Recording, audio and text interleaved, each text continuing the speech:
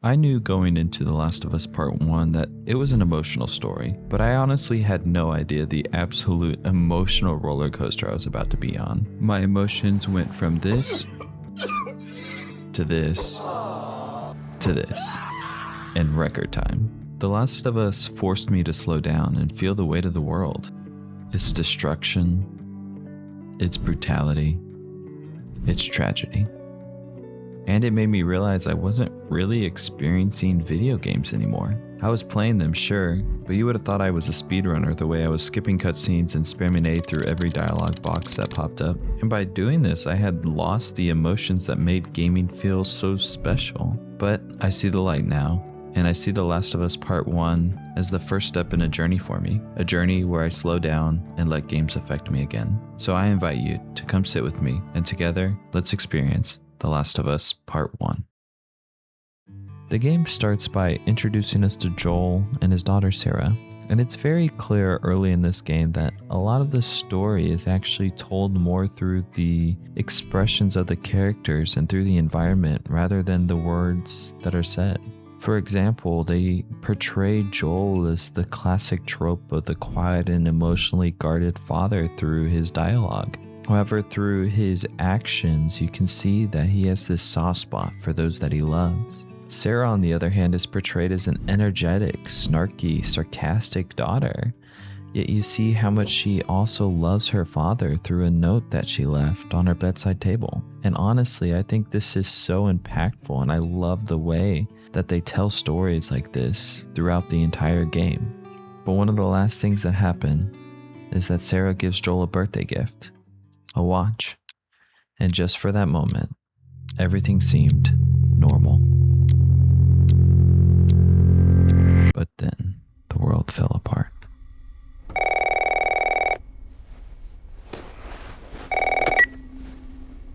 Hello? Sarah, honey, I need to get your daddy on the phone. Uncle Tommy, what time is it? I need to talk to your dad now. There's something... We get to play as Sarah, and we look for Joel. We look throughout the house and we can't find him. All we see are hints that the world around us is falling apart. We see evidence of an infection spreading throughout the city. We see the news turn off abruptly. We see an explosion in the background. We see cops flying down the streets of our neighborhood. But then we find Joel as we walk into the office. There you are. Sarah, are you okay? Has anyone come in here? Dad, you're kind of freaking me out. What's going on? It's the Coopers. Something ain't right with them. I think they're sick. Jimmy! Dad? Honey, come here. Come here. Jimmy, just stay back! Jimmy, I am warning you.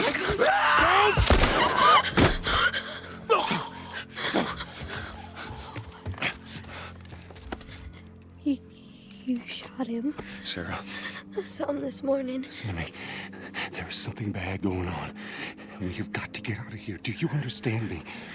Yeah. Tommy, come on. Come on.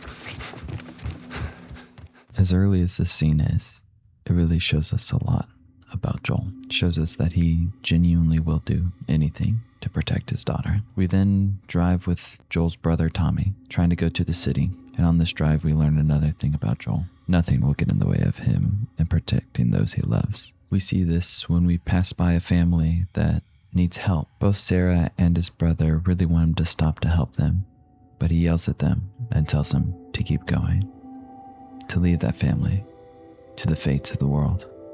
But somewhere along the way, on their escape, tragedy happens. This forces them to make their escape on foot, and they run into an officer. And the best way to tell you what happens next is to show you.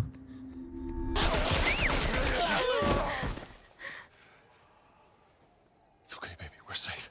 We're safe. Hey, we need help. Stop! Please. It's my daughter. I think her leg is broken. Stop right there!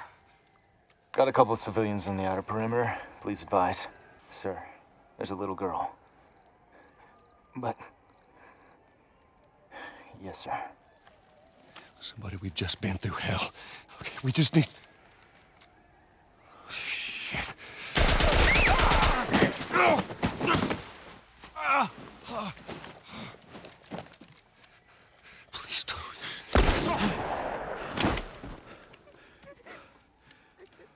know. Sarah. Move your hands, baby. I know, baby, I know. God. Listen to me. I know this hurts, baby. You're gonna be okay, baby. Stay with me. All right, I'm gonna pick you up. I know, baby. I know it hurts. Come on, baby, please. I know, baby. I know. Sarah. Baby. Don't do this to me, baby. Don't do this to me, baby. Come on. No. No. No, no, no. Please. Oh, God. Please. Please. Please don't. Please.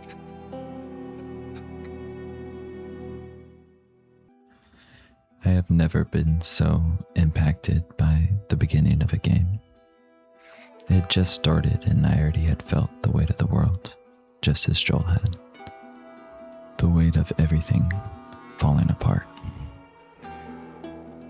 There's only one thing I can say. Damn.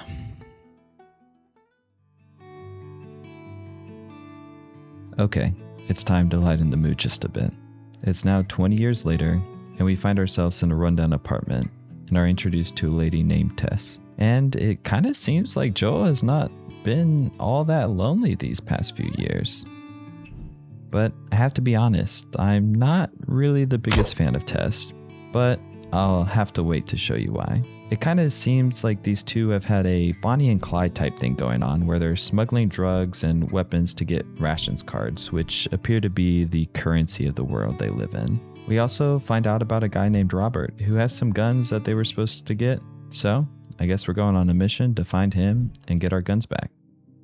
We find ourselves at a Fedra security point, and we're quickly ushered away because of fighting between Fedra and the Fireflies. So I think it's time to introduce these two people. Who are they? Fedra is pretty much the government, and I'm sure this is surprising to absolutely no one, but the government is corrupt and does absolutely nothing productive. The Fireflies, on the other hand, are more or less the rebels. But they're trying to rise up against Fedra and hoping to find a cure for the infection. We'll talk more about both of these groups, but for now, I think that's all we need to know. So, because our main path is blocked, we have to go find a secret path, which is very lazily hidden behind a bookcase. While on our adventure to find Robert, we run into some spores, which we learn is one of the ways people can get infected.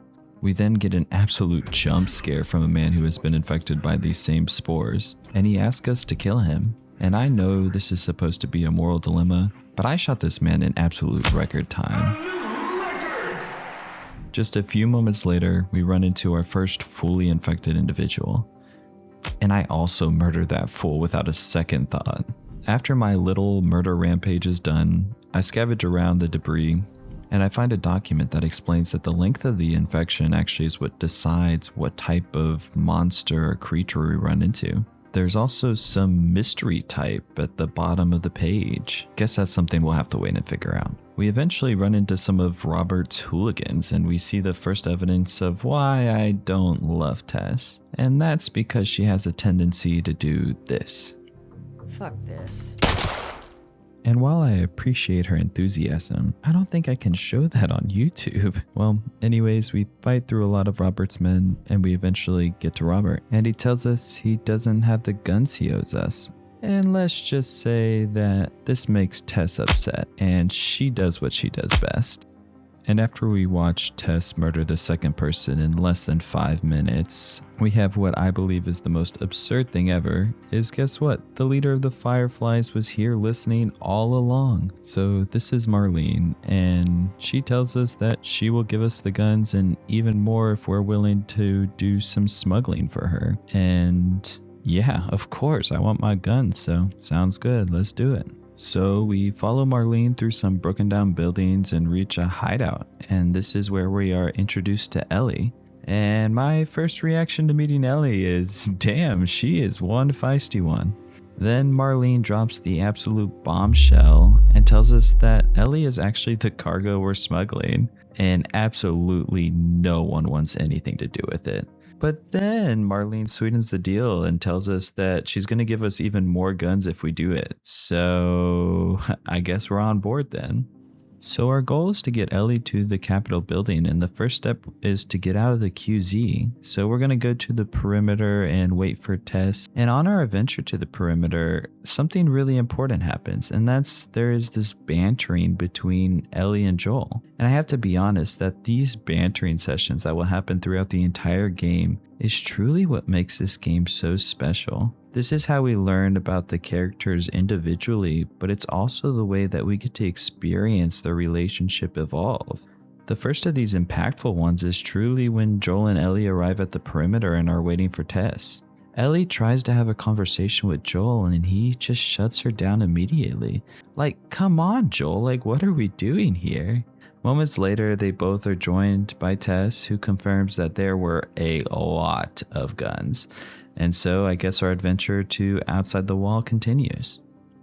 So the three of us make it outside the wall, and we last a total 1 minute before we get ourselves into trouble. But don't you worry, it's way too early into the game for all of us to die, so we miraculously get out of it. But in this whole situation, we find out that Ellie is infected, and Tess reverts to her factory setting and pulls a gun on Ellie. But luckily for Ellie, she's able to talk her way out of it and tells her that she was bitten 3 weeks ago and that she is immune. And that's why the Fireflies wanted her to be smuggled. And truthfully, neither Joel or Tess really seem to be believing Ellie, but luckily for her, Fedra shows up, so they all decide they can at least ignore for now while they make their escape. After a long chase sequence, we finally get away and we get back to the conversation of Ellie and being immune. Joel is adamantly against keeping Ellie around. He wants nothing to do with it. Surprisingly though, Tess turns it around for the second time in a matter of minutes and insists that we finish the job. So it looks like the three of us are heading towards the Capitol again. And I have to be honest, when looking at the city, I'm just absolutely floored just by how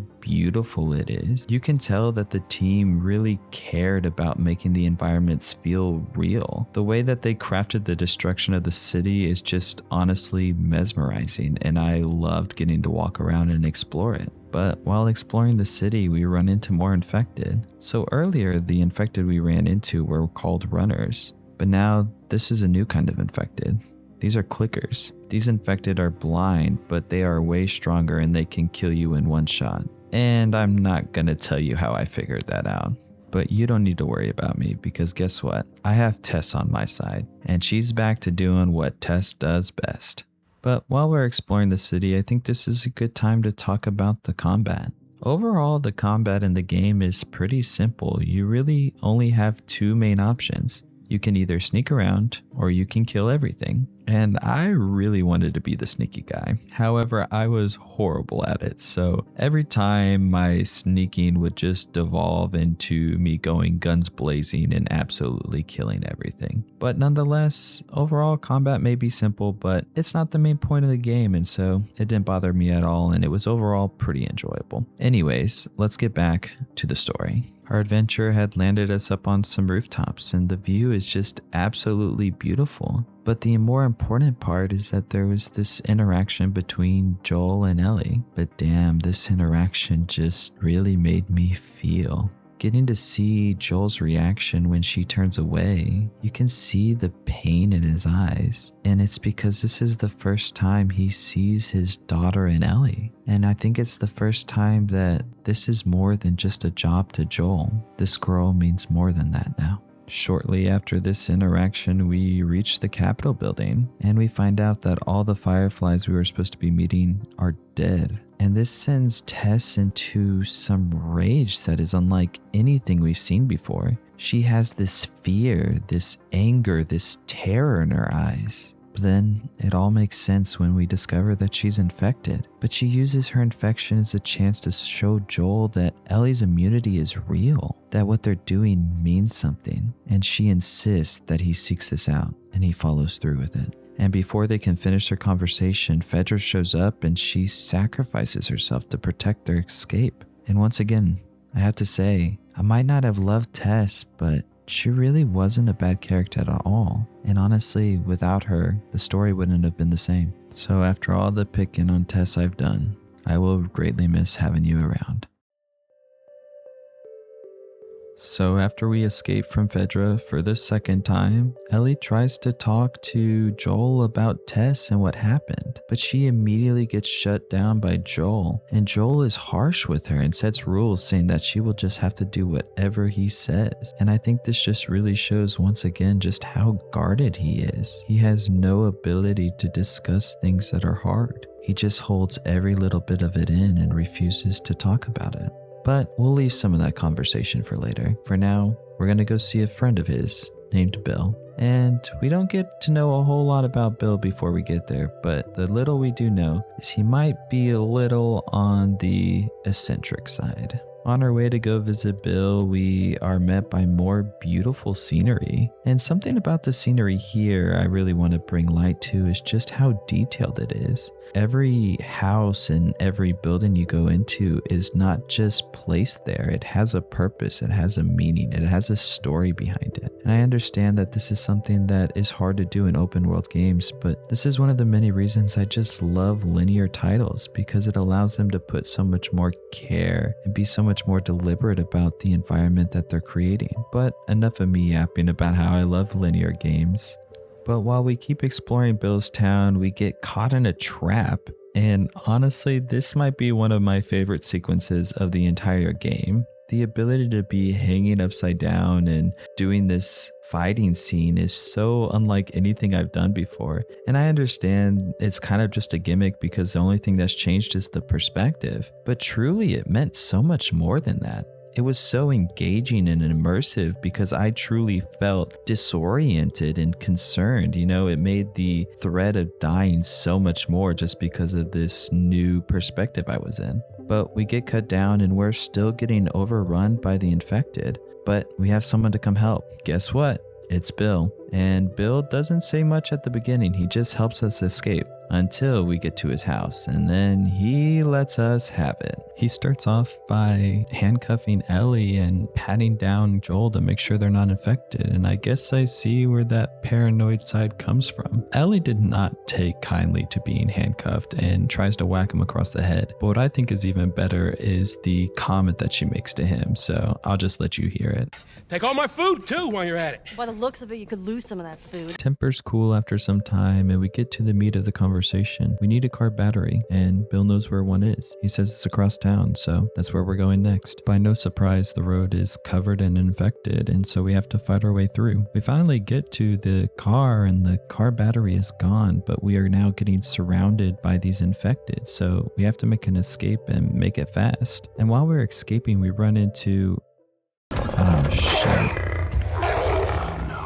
This is a bloater, and it kicked my ass at least a few times, but I found out that it's actually weak to like Molotovs and explosions, and once I figured that out, it wasn't too bad to kill. But I guess we now know what that little secret level was when we looked at that piece of paper earlier. We eventually make it to a man's house, and we realize that this man's name is Frank, and that he was a friend of Bill's. Or maybe not a friend, I don't quite understand the relationship here. Bill earlier mentioned that he had a partner, but when we read this note that Frank left for Bill, it doesn't seem like that, and Bill's response isn't great about that, so I don't really understand the relationship between these two. But I guess for now we're going to take our car and move on to the next part of this journey. In the car, Ellie says one of the best jokes of the entire game.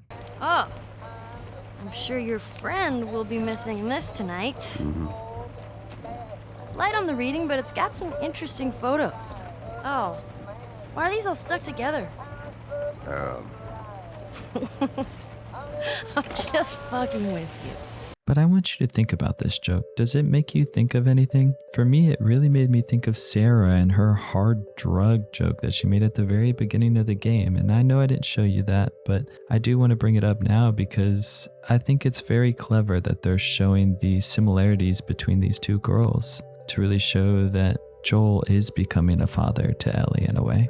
Regardless, we make our way to Pittsburgh and our path is blocked, so we have to make a detour to downtown. And then we realize that this detour was actually a trap laid by some looters. And these looters are not very friendly, so we have to fight our way through Pittsburgh, it seems like. And during this fighting, at some point, Joel and Ellie get separated because Joel falls down to the bottom of an elevator pit. And at the bottom of this elevator pit, Joel runs into a bloater, which I have now learned how to easily take down. So this will be no issue yeah, it was an issue and I died honestly a lot of times right here. But good thing that this is a video game and I can die as many times as I need to. But after I died a few times, I make my way back up and I get reconnected with Ellie. But this is honestly a big turning point, so I'll have to show you what happens. And Joel's reaction to being saved by Ellie is exactly what you would expect.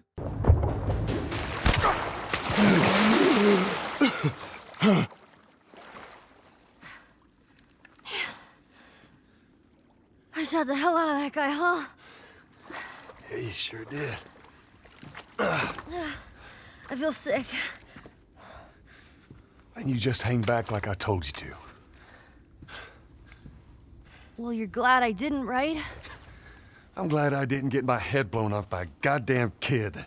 Actually, never mind. What the hell is Joel doing here? Like, he is just saved by Ellie, who obviously loves and cares for him so much at this point in the story. And he obviously loves and cares for her too. But he just acts like such an asshole for no reason at all. She just did something that will undoubtedly be traumatizing for her, and once again she is given absolutely no support by Joel. I'm getting so frustrated with Joel at this point. It just really is getting hard to watch him not support Ellie. The thing that Joel does next is just absolutely absurd to me. So he doubles down on the trauma and says, okay, you just killed your first person and seem to be struggling with that. So here's a rifle and help me absolutely go on a murdering spree and killing all of these looters in Pittsburgh. And that's exactly what they do. And after they kill all of them, you can see that this murdering is really weighing on Ellie if it hasn't been already. And she comes up to Joel for support, and he gives once again absolutely no reassurance or anything. All he does is hand her a gun, and I understand that some people will say that this is a sweet gesture and that he's starting to trust her more, but I mean, look at her. She doesn't need the gun. She needs Joel to be more than just a guardian and protector in this journey. She needs him to be that father figure. But I guess this is what we get instead.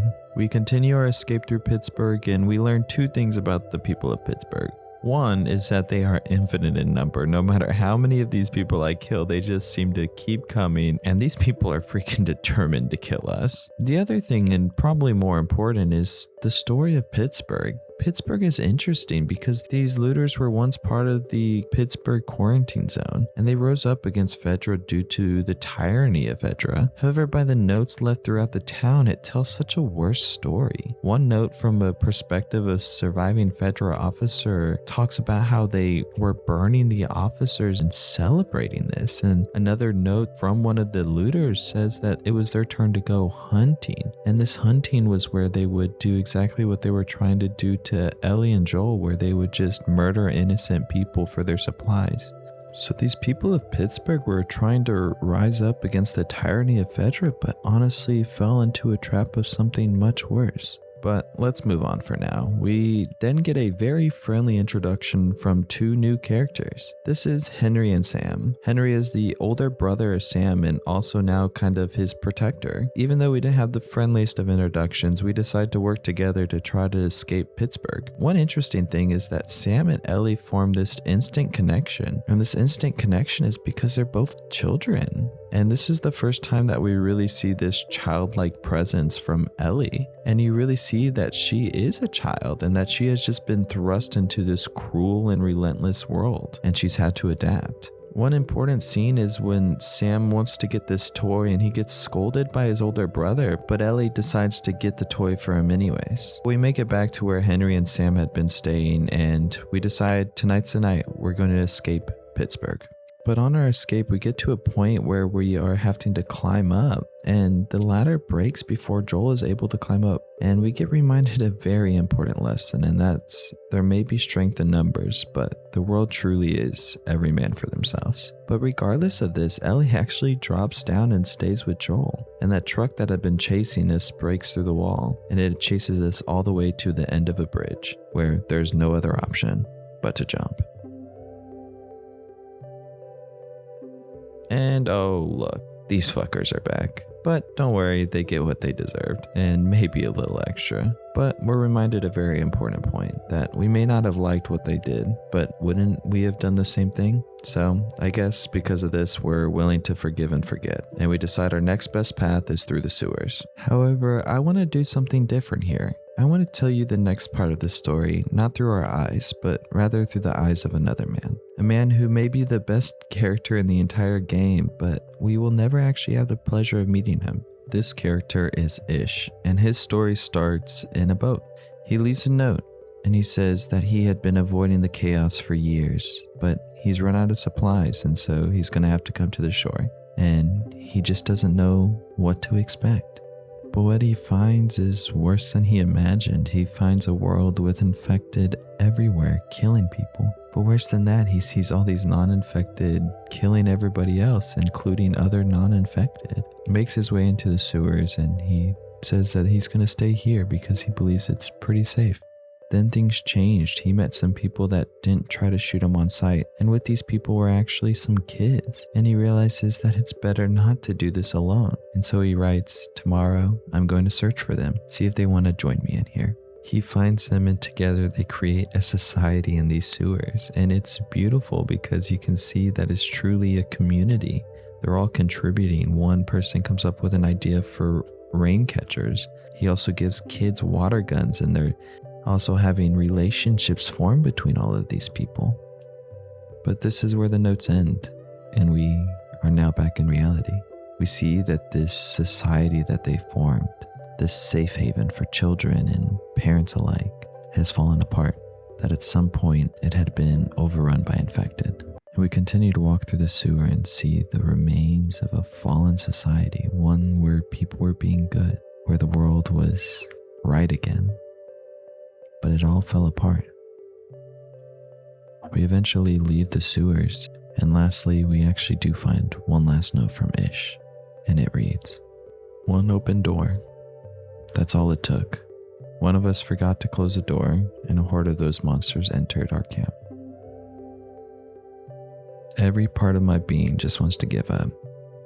It'd be so easy to surrender to this world, but I can't do that. I have too much faith in humanity. I've seen that we're still capable of good, and we can make it. I have to stay strong." The entire story of Ish is one of beauty, terror, and silence. Never once do we meet Ish, but I sure hope we do at some point. But through his notes, we learn so much about him, his values, his world. This section of the game truly shows you the power of silence. Alright, time for a little bit of a pace change. Although we made it out of the sewers, we're not quite in the clear yet. Those people from Pittsburgh are still chasing us, and so we actually find a sniper rifle and we get to try and kill all of them. But after we kill them, more infected come, and so we need to get away. We eventually do, and we're at a safe house for the night. And there's an interaction between Sam and Ellie, but you can tell that there's something wrong with Sam. Ellie tries to cheer him up by giving him the toy that he wanted earlier, but this was his response. And the last time someone acted this out of character, it meant they were infected. In the morning, Ellie goes to wake him up, and this happens. Sam? The hell? Shit, he's turning! That's my fucking brother! Screw it!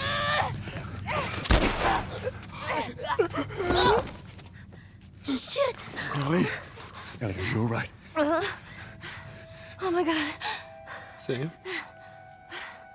Oh no. Sam? Henry? Ellie, stay there. Henry?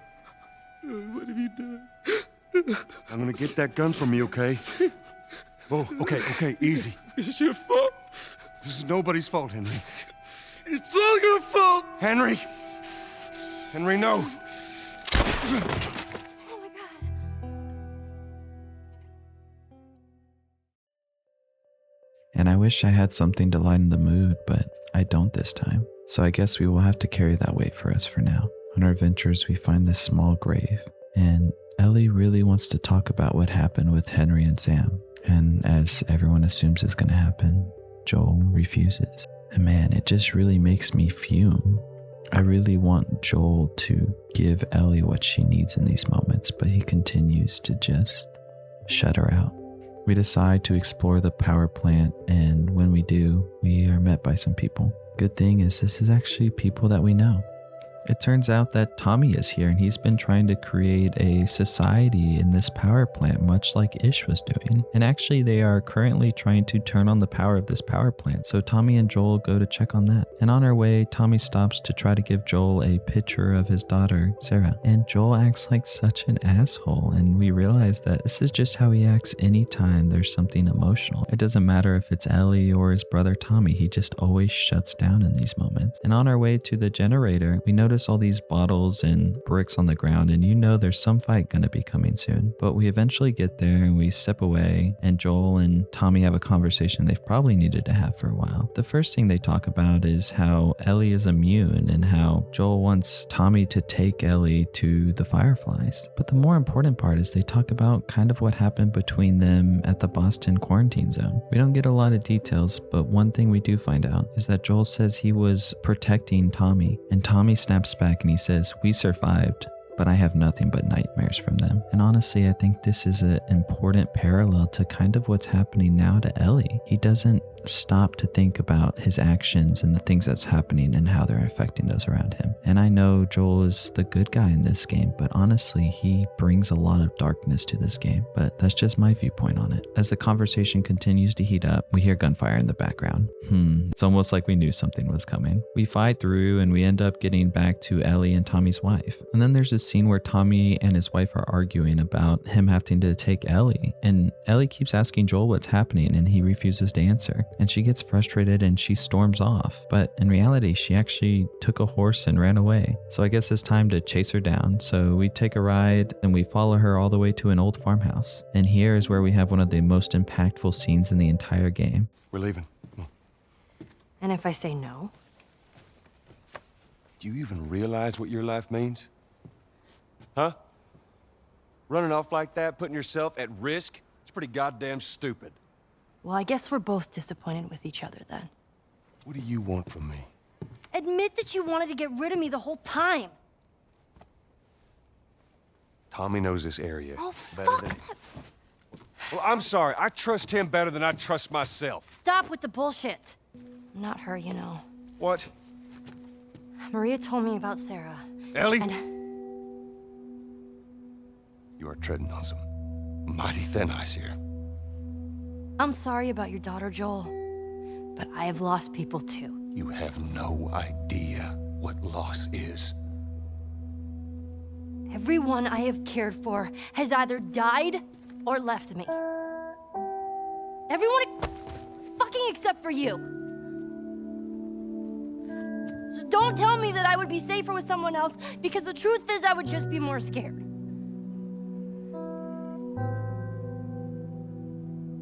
You're right. You're not my daughter. And I sure as hell ain't your dad. This whole scene just ripped me apart. I wish there was more I could say, but it's just the same story over and over. We see how vulnerable Ellie is with Joel and how she just wants to connect with him. And we just see him completely disregard her and say some really hurtful things. I just have no words.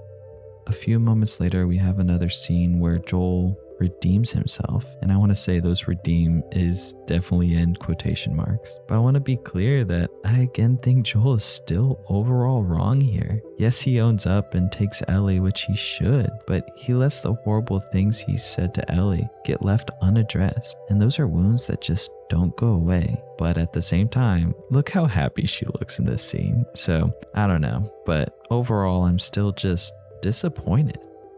But I push my feelings away and I'm ready to go to the campus. And when we get there, we see that it's completely abandoned. But we still need to figure out, where did these people go? So we continue to explore. We make it to the central part of campus and we see these monkeys.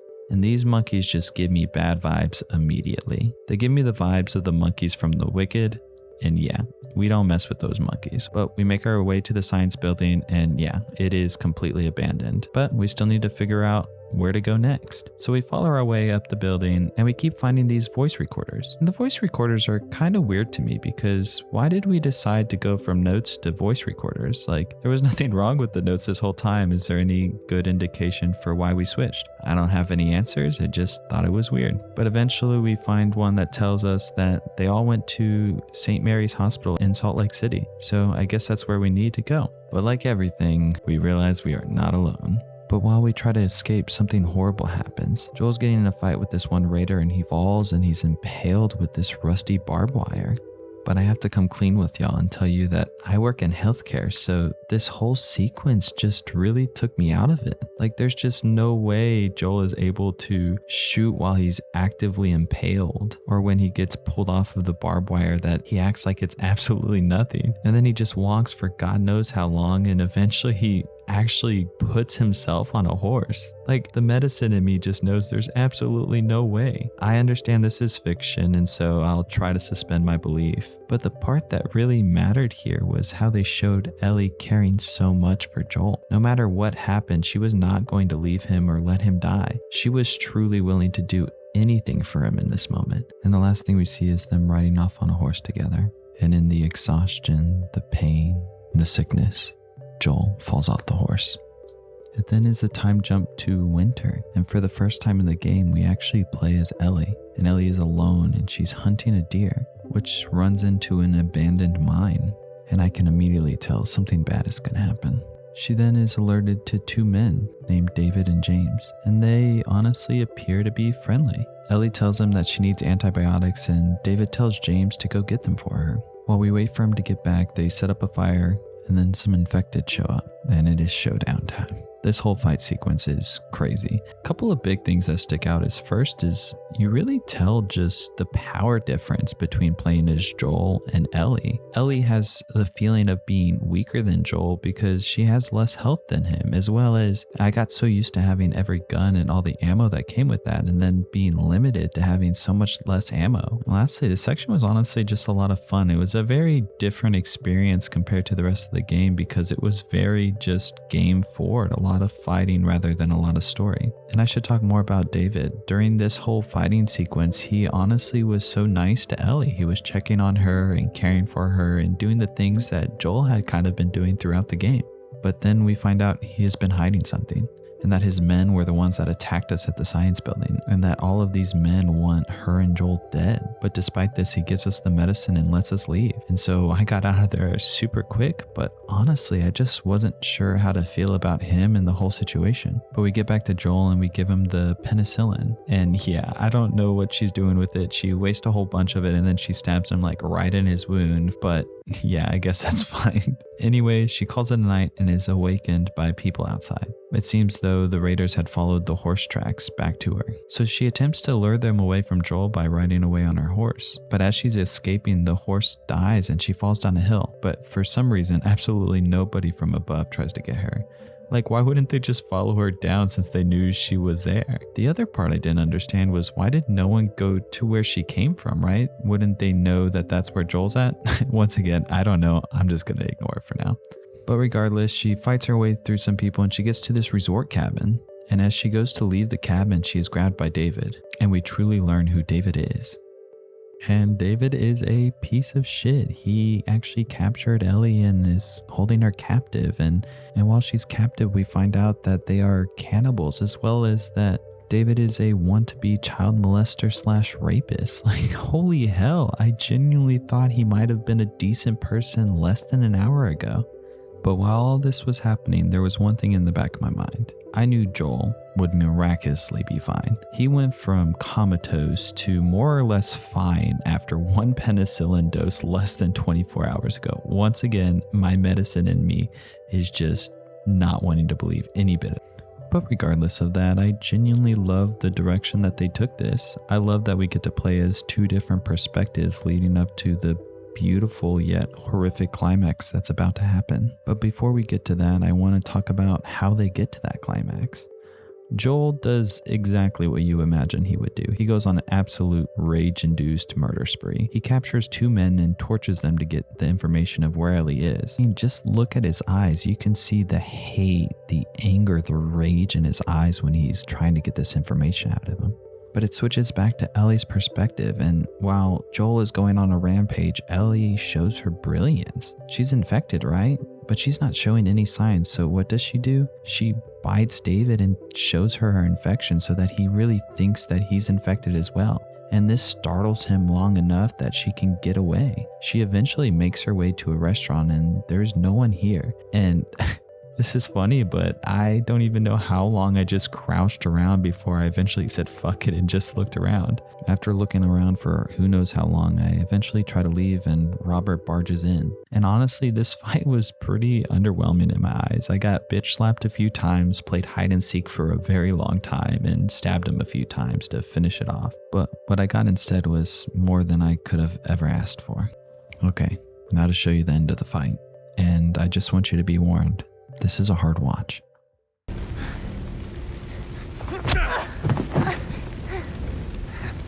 I knew you had heart. You know, it's okay to give up. Ain't no shame in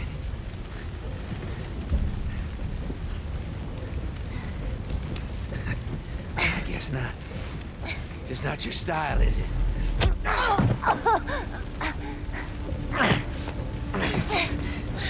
You can try begging.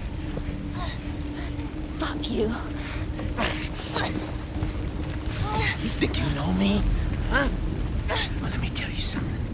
You have no idea what I'm capable of.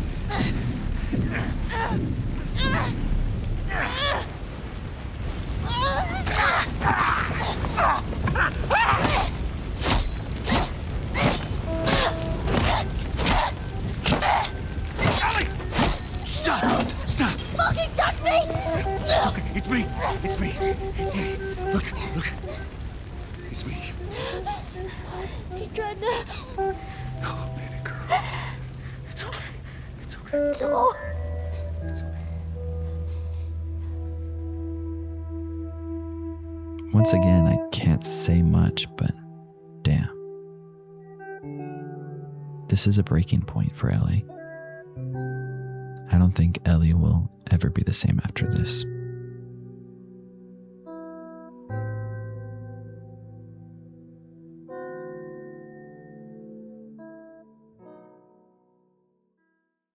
We then are put forward in time again, and we can see that the events have changed Ellie. She is much more withdrawn and guarded and distracted now. I just had this overwhelming feeling of wanting to say more to her, to connect more with her. I wanted to hear her snarky jokes, her sarcasm, but it was gone.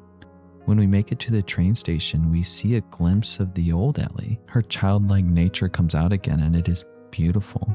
It's just amazing to see that light again in her. Plus, they do it with some absolute beautiful scenery in the background, and this moment was special, and I felt like I wanted to be here forever.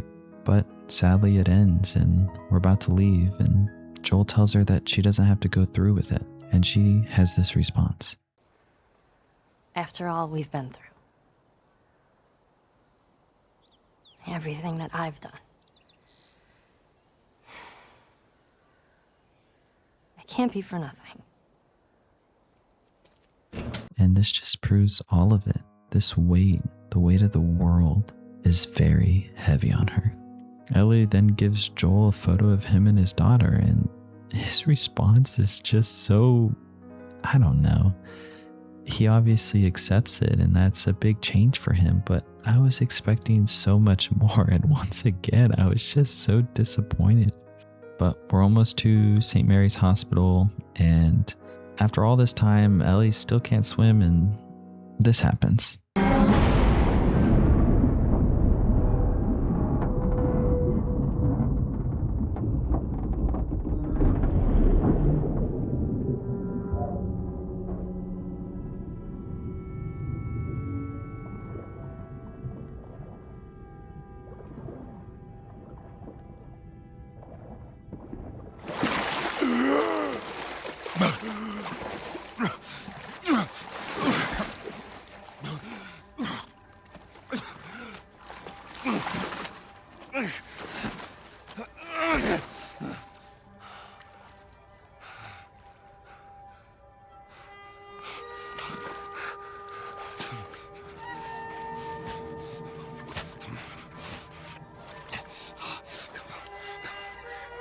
Hands in the air!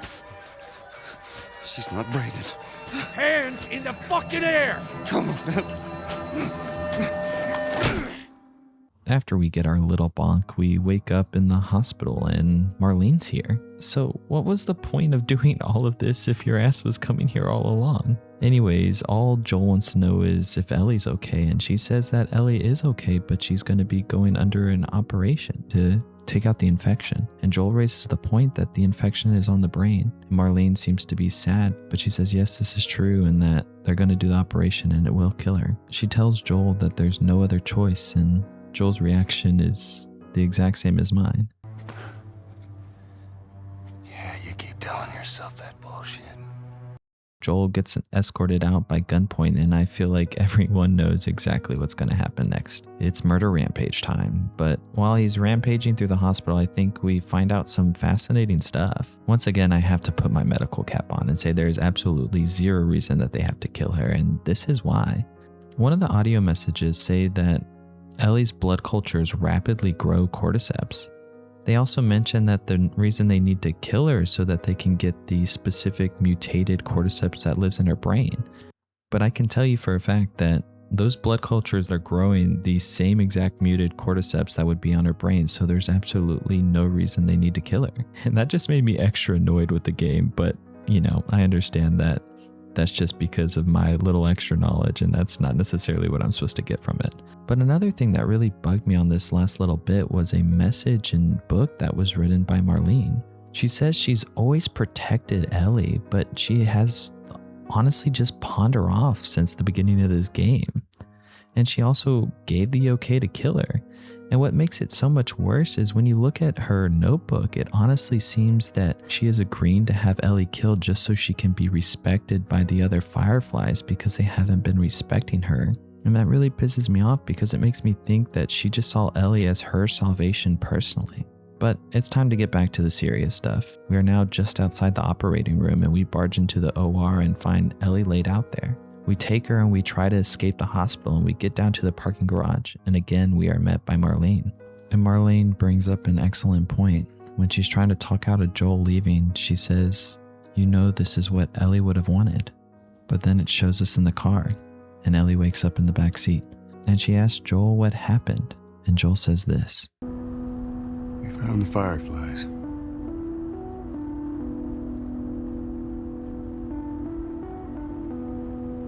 Turns out there's a whole lot more like you, Ellie.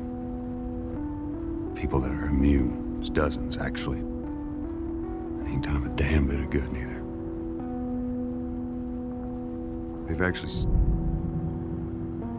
They've stopped looking for a cure.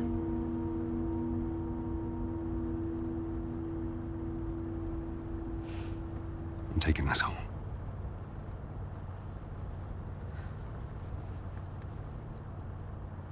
I'm sorry. Joel did the worst thing imaginable. He lied to her. We also see that when he was leaving after that conversation with Marlene, he shoots her and then goes back and kills her. But there's one more thing that happens before the game ends. They're making their way back to Tommy's camp, and Ellie stops him. She looks him dead in the eyes, and she opens up about her past. Back in Boston? Back when I was bitten? I wasn't alone. My best friend was there. And she got bit too. We didn't know what to do. So, she says, let's just wait it out. You know, we can be all poetic and just lose our minds together. I'm still waiting for my turn. Ellie. Her name was Riley, and she was the first to die. And then it was Tess. And then Sam. None of that is on you. Oh, you don't understand. I struggled for a long time with surviving. And you... No matter what, you keep finding something to fight for. Now, I know that's not what you want to hear right now. Swear to me. Swear to me that everything that you said about the Fireflies is true. I swear. But as we all know, that was nothing but a lie.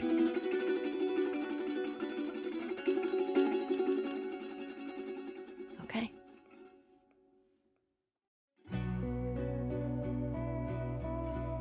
And that's how it ends. And I'm gonna be honest, this ending was not what I wanted at all. But sadly, I think it's the right ending. This game did something really unique. It showed that every single person, every side, and every group throughout the entire game had some fatal flaw. Fedra was corrupt. Bill had no trust for anyone. The Pittsburgh looters and Frank and the cannibals lost sight of humanity. Hell, even the Fireflies lost sight of humanity. The only thing they cared about was a cure, no matter what the loss or cost was. And lastly, Joel. My goodness, Joel might be the most flawed of them all. He has so many walls up that he refused to see that the girl in front of him the whole time needed him to be someone special to her, until it was too late. And then after all of it, after being the man she needed all along, he looks right at her and he lies to her. But the key thing is, why did he do it? That's the key, isn't it? He had lost one daughter, and he wasn't going to lose another, no matter the cost. Well, I hope you all enjoyed that experience and that journey through The Last of Us Part 1. If you guys enjoyed it, please feel free to subscribe and join me along the journey as I play more games like this. Thank you so much, and have an amazing day.